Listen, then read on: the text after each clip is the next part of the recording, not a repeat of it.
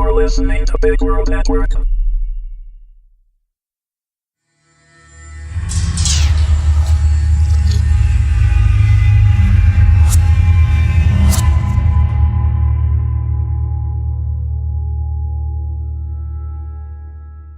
Subprimeval, Season 3, Episode 8, Critical Mass, Part 2, written by Robert S.C. Cutler, read by Fentress O.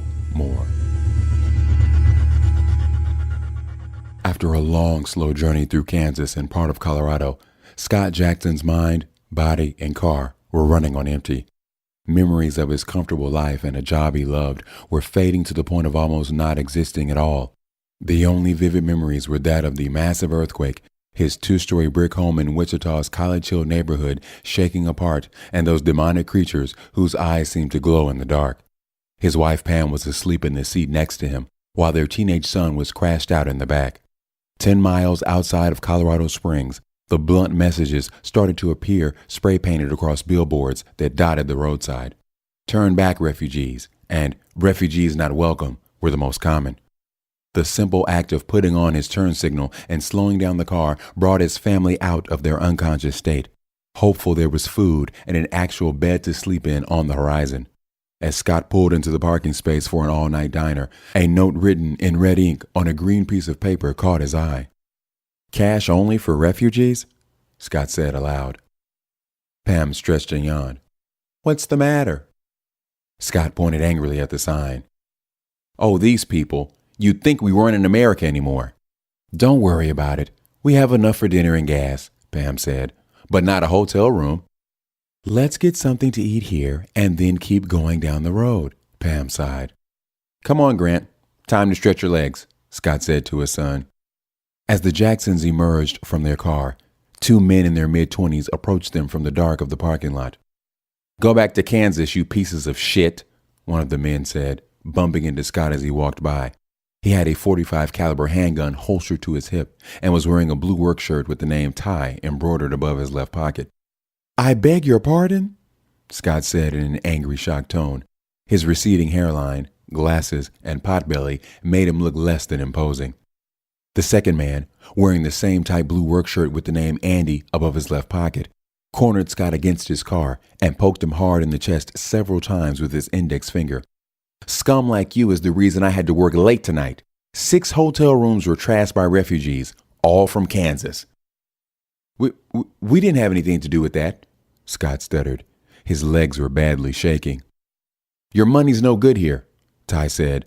"Why don't you just take your fat wife and ginger kid back the way you came?"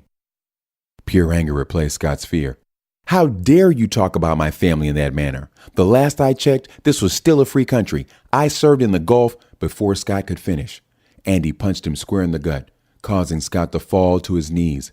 Ty removed his gun and brought it to rest against Scott's forehead. Fearing for her husband's life, Pam ran around the front of the car and came to his aid. "You're hurting him," Pam's voice wavered as she pushed Andy out of the way. Ty swung the barrel of his gun away from Scott and pointed it at Pam instead. "You want to get cute, bitch? It would be nothing for me to waste all 3 of you." "Put it away, Ty," Andy said. "Cops are rolling this way." Seeing Ty distracted, Scott lunged up and grabbed hold of his arm in an attempt to wrestle the gun out of his hand, causing it to go off. The events that took place next edged one slow frame at a time through Scott's mind. The bright flash of orange from the gun's barrel. The loud crack of the exploding gunpowder followed by a high-pitched ringing in his ears. The look of surprise on his wife's face as her life was extinguished. When the Jackson son tried to run to his parents' side, a county sheriff's deputy tackled him to the ground, while a second forced Scott into the prone position and handcuffed his hands behind his back. Resting his knee firmly on Scott's back, the deputy checked for a pulse on Pam's throat and then radioed in.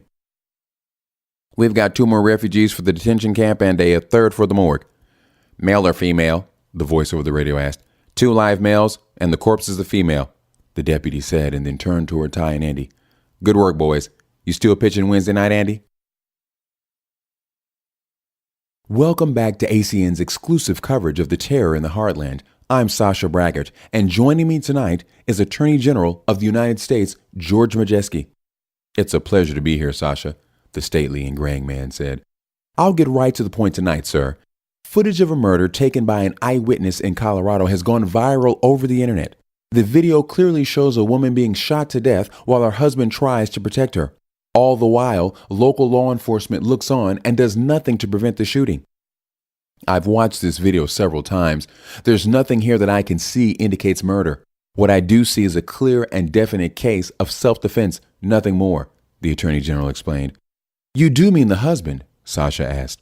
The Attorney General sat forward and narrowed his eyes. That man and that woman are nothing more than the criminal element that is spreading across our country at an alarming rate thanks to the recent tragedies in the Midwest.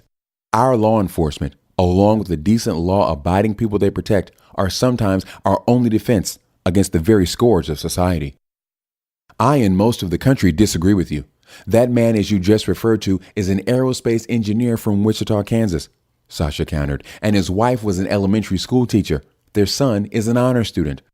Hard times sometimes make good people turn bad. You are wrong again, sir. These people had a sizable savings account and were headed out to California to start a new life. My colleagues and I have extensively researched this particular incident along with a dozen others and have found mistreatment of refugees and irregularities within the refugee camps, both east and west of the evacuation zone. The Attorney General smirked. We are living in difficult times. Drastic measures have to be taken to ensure the safety of all of our citizens. I'm sure as soon as we find a way to contain those animals, everything will return back to normal. When you say animals, you are speaking about the infestation and not the refugees, asked Sasha. Of course, we are doing everything in our power to restore the quality of life to the Midwest and its fine citizens. After we deem it safe to return, the refugee camps will be shut down and everybody will be welcome to return home. Freakshow and Dr. LaCroix sat drinking coffee in the cafeteria while Dr. Chalmers and Basili picked at their soup and sandwich. LaCroix noticed neither of them had really taken a full bite in the past 15 minutes. She was about to ask if there was something wrong with the food when she noticed multiple needle marks in Dr. Chalmers' arm. Have you been ill lately, Dr. Chalmers? Asked LaCroix. Chalmers instinctively pulled her sleeves down to her wrist and responded with downcast eyes. I was recently in treatment. Recovering addict? Asked LaCroix. Basili interjected. No, nothing like that. Chalmers put a firm hand on Basili's arm and told him with her sullen eyes to be quiet. They need to know the truth, Ava, Basili said. They're on our side. What truth? Asked LaCroix. If what you're hiding has anything to do with the eradication of these creatures, then you have an ethical obligation to tell us. Dr. Chalmers pulled away from Basili, tucked her arm inside of her long sleeves, and looked away. It's because of him. He'll try to blame it all onto Ray, but he was a big part of it too. Who's he? Asked LaCroix.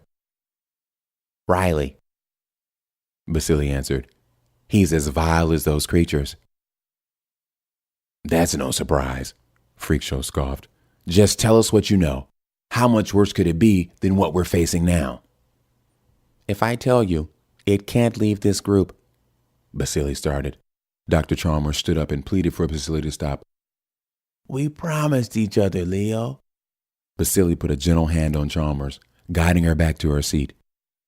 It's okay, Eva. They're going to find out eventually anyway. LaCroix reached across the table and put a reassuring hand on Dr. Chalmers. Your secret won't leave this table, I promise. Dr. Basili took a deep breath and then started. The sickness, the disease that we discovered, wasn't by chance.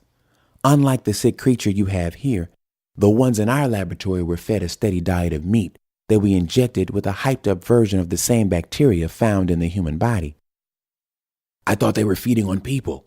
Did you substitute human flesh with livestock? Asked Freakshow. Basili shook his head. No, we tried cattle, sheep, pigs, and even dogs, but the bacteria didn't take well to the host animals, so we started experimenting using only humans. At first, we were harvesting the homeless, luring them in with the promise of money, alcohol, and something to eat.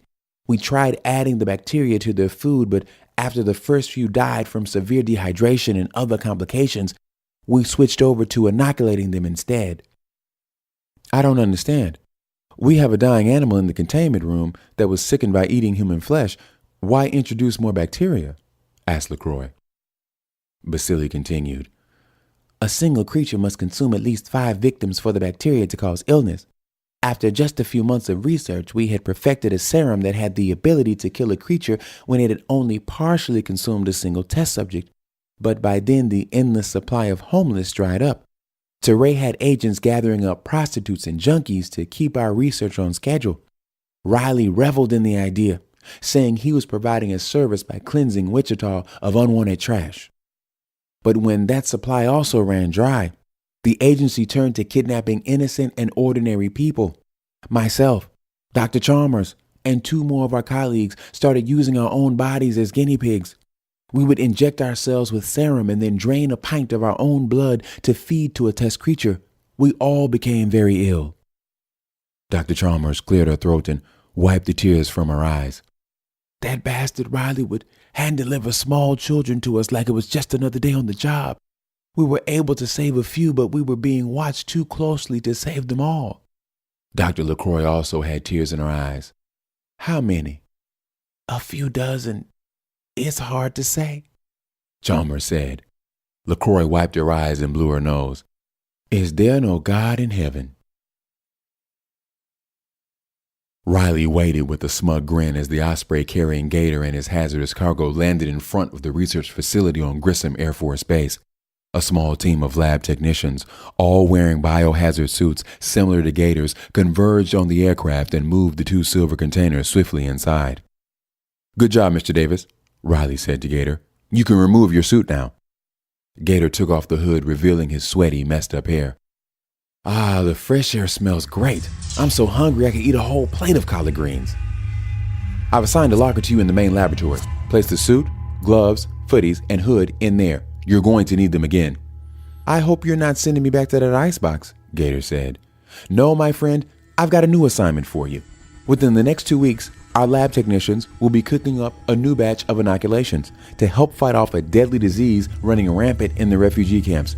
Your job will be to ensure every last drop arrives safely to its destination. Those poor people, Gator said. Anything to help reduce their suffering. Riley wore an impious grin as he strode away. I promise you, all of their suffering will be over soon.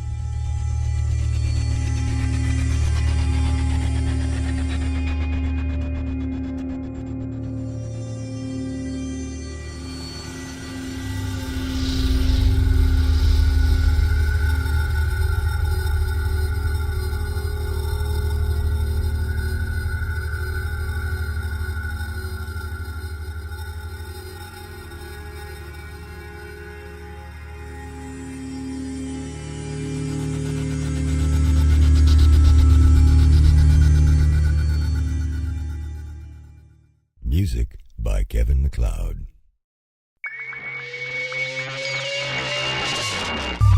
You're listening to Big World Network.